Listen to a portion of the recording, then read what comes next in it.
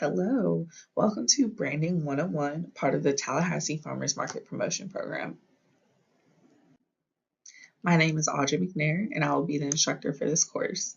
I currently serve as the Program Management Consultant here at Trident Consulting, and I am a proud graduate at Florida A&M University with a Bachelor of Science in Political Science and a pre-law minor. So let's get into branding. So what is branding? Your brand is the business concept that helps the consumer specifically identify your company. So a misconception is that your brand is just a logo or a set of colors, but your brand is more than just a logo. It's the concept that your business is going to follow with every visual, marketing material, and promotion that you do. So your consumers will be able to identify your business by recognition of your brand. Sticking to your brand will help consumers identify your business everywhere, so we want to make sure that you're staying consistent throughout. So what is branding? An in-depth process of research, development, and applying features to your company, associating your products and or services to your brand. So each business is going to sell a certain product. This can be a service, a tangible good or product, or an idea. So you want to choose branding standards and attributes that accentuate what it is that you're selling, and so that your brand is easily identifiable and recognizable.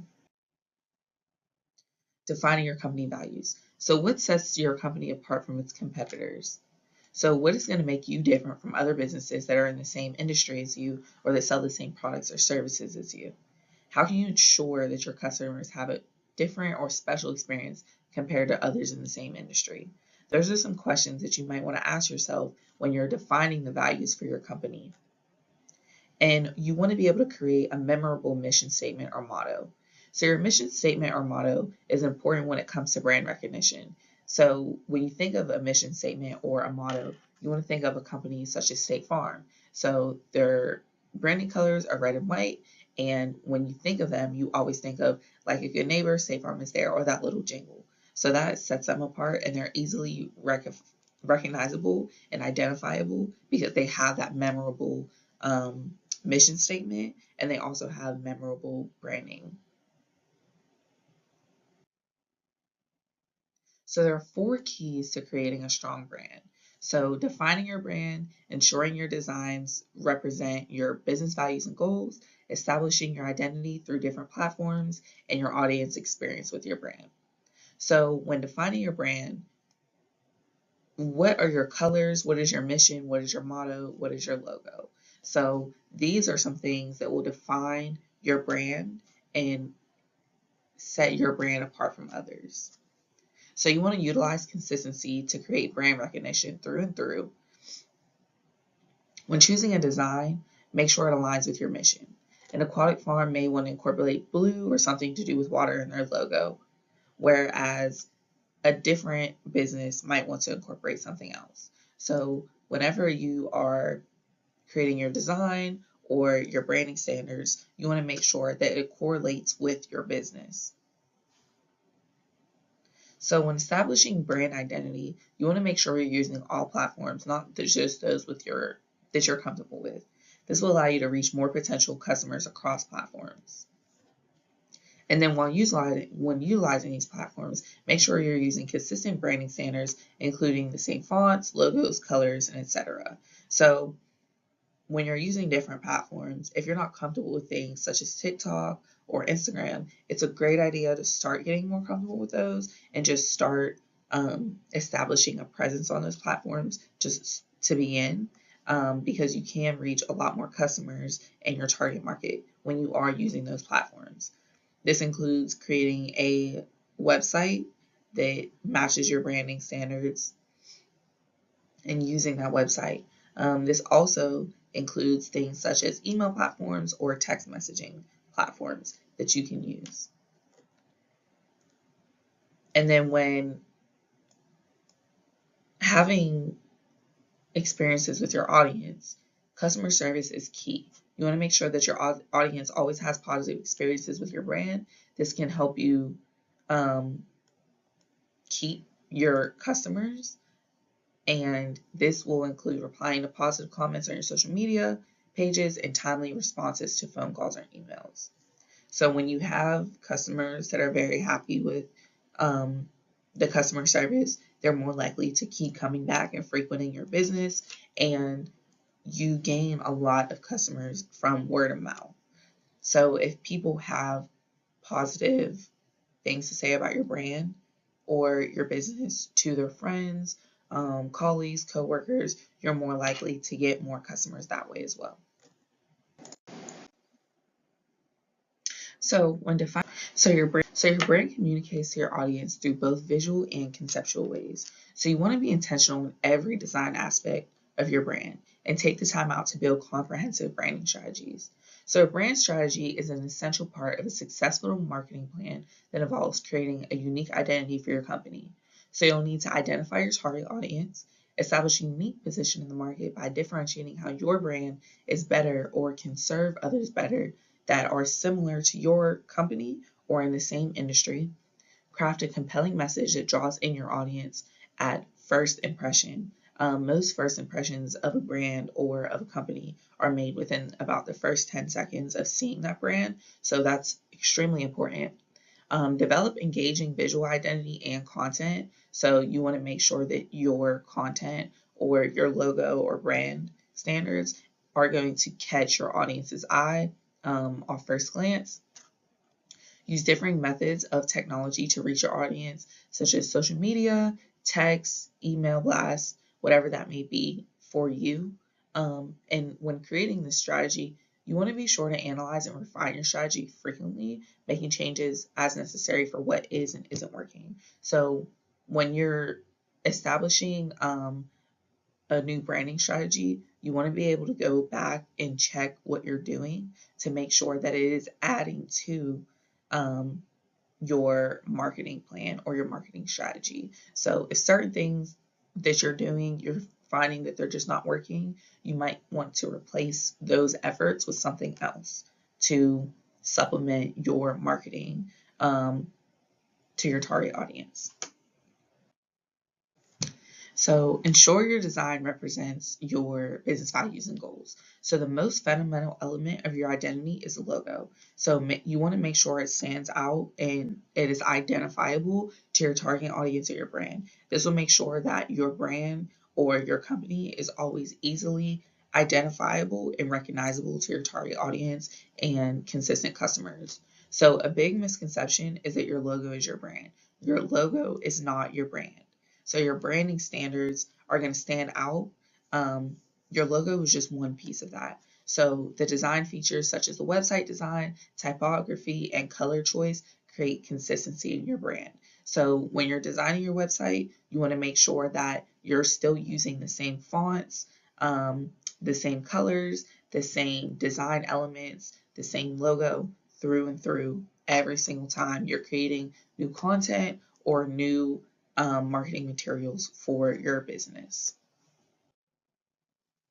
So you can establish your identity through different platforms. So when you're branding, consistency is key. So making sure you have an online presence is the first step. So that means either social media, a website, etc. So you want to ensure your website is branded. You want your website to reflect your established branding standards to keep consistency through across the board and ensure your customers don't get confused if it's you or not. So sometimes it can be really confusing if your social media brand is different than your website brand. So if someone goes on your social media page and is really familiar with your branding on your social media page and maybe looks you up, finds your website, if you have different colors or a different logo, or just your platform was completely different, they may get confused if this is still the same person. So you want to make sure that if you are going to update any branding standards or you change things around a little bit, that you do it all at once, all at the same time, so your branding is consistent across the board. And then you want to be intentional on each platform and make sure that your followers stay updated on news, products, and services. So if you have updates on new products or services, if you're discontinuing products, having a sale, etc., you want to be sure to keep your customers updated on whichever method of communication they're most responsive to or you have the most reach on. So if you're having a sale or if you have new products, that might be good for an email blast. Or you might want to create a special section on your website or a pop-up on your website, or even post that on social media, on a Instagram or Facebook story or a post that will keep your followers or your customers updated. And that's a really easy way to stay in touch and in reach with them. A lot of companies do text blasts when they have sales. So you might want to send out a text. It's really easy. It's super effective when it comes to announcing new product launches or sales for your business. So if you do collect phone numbers, that might be a method that you want to add. So your audience experience with your brand is super important. So people connect to your brand if it aligns with their views and likes. So you want to stay true to your brand. It can stand the test of time by paying attention to detail through voice and value. And you want to create an experience in your marketing and make sure it aligns with your core values. So this is why it's extremely important to identify your target audience. Knowing your target audience can help you target your specific customer base with your branding standards. So you always want to stay true to your brand. Not everything that works for other people will work for you. So you want to create your own lane that sticks with your vision. The customers will come if they do like your branding, if they have the same values, or if they have the same likes that align with your products or services. So instead of trying to adopt things that other people have done and that other people have shown that they can use to their advantage, that might not always be the case for you. So your customers are going to be different than any other business's customers. So you want to make sure that you are able to have those values and those views so you can target your audience correctly. And take action. Define your relevant market and define what you're offering to meet their needs. So when defining your market, you want to see who exactly is buying your products and services, or who do you want to buy your products and services. So this could mean if you're targeting farmers or potato farmers specifically, moms, or children over the age of 6, children under the age of 13. So there are different segments of your market that you want to be able to identify so you can target them properly. And then you want to identify what needs or wants does the specific market have and how are your products or services made to meet their needs. So when you're creating your marketing strategy, you really want to think about this so you can see how people will identify more with your products and services. So in market research, you want to take the following steps. Find your defined market, market size, and potential dollars. Identify the major factors affecting market growth and note the key assumptions for your projections. So a big part of identifying your target audience or your market is market segmentation. So can your market be broken down into specific segments? So for example, a footwear company may make shoes for both basketball players and long distance runners. They'll need to market to these demographics separately because they respond to different forms of advertising. So that's a question that you might want to ask yourself when trying to segment your market. What identifiable characteristics do potential customers have? So when you're thinking about this, you want to think about different kind of demographics. So demographic segmentation can mean age, gender, race, sex, education, income, or etc. There is such a thing as geographic segmentation. So this could be a city, town, or different region, urban, suburban, rural. People in geographic regions may have similar needs. So if you can identify what the needs are in certain geographic regions, it's easier to segment your market in different areas because you already know what those people in that geographic region might need. And then there's also behavioral segmentation, so focusing on past behaviors of marketing groups. So what have they been traditionally likely to buy, want, or need? That's another thing that you can ask yourself when trying to segment your market.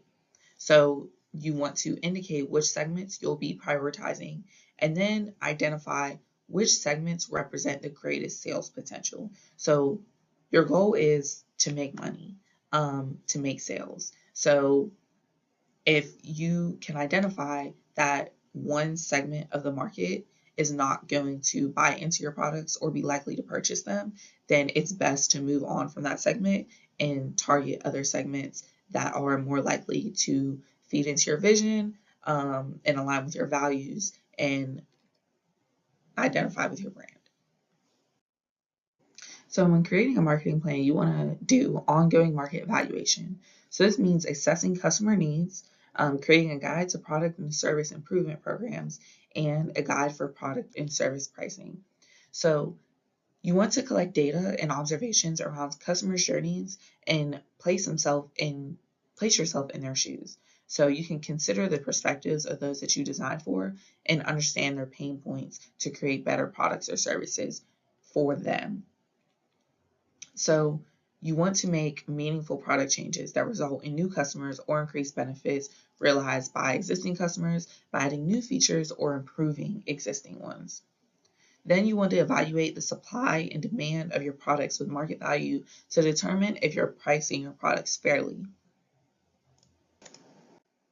So you want to identify an overall marketing strategy. The first step to this is developing your philosophy. So a marketing philosophy is a fundamental idea that guides a company's efforts to satisfy customers and achieve organizational goals. So this is what is first considered when companies decide how to build a marketing strategy. Then you want to integrate your brand by strategically incorporating your identity, values, and messaging into various aspects of your operations, marketing campaigns, and customer experiences. Lastly, you want to solidify your value. So that means solidifying the values surrounding your brand. How do you want customers to feel when they do business with you? Thinking about your branding and marketing strategy, you also want to think about publicity. So you want to create and manage your own public relations. With small businesses, it's very unlikely that you'll be able to hire a PR firm. So being able to manage your own public relations is extremely important. So public relations is a strategic communication from an organization to the public to maintain or cultivate public images and respond to public discourse. So a good way to have better public relations is to sponsor and participate in charitable or community activities. A lot of small businesses do this to gain exposure for their events or their products. It may be working for free at the time, but you do have potential to gain customers long term. So this is just one specific example, but there are many ways that you can create positive publicity for your company. So thank you for joining me for Branding 101 and for your willingness to learn and commitment to your relationship with your business. My name is Audrey McNair, and you can contact me if you have any questions or concerns at amcnair@trident.org, or you can visit our website at trident.org to learn more about our upcoming classes, programs, and services. Thank you.